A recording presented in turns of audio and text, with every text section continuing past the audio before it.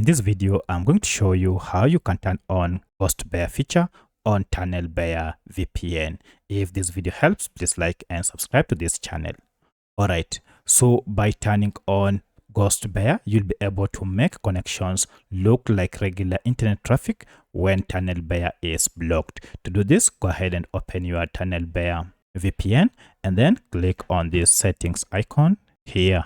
Now under this, go ahead and look for connections under settings and you should see it here.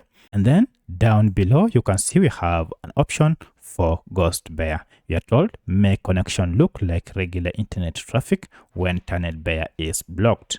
Currently, you can see it is off. I'll go ahead and turn it on like this. You can also choose auto, it will still perform, and then okay.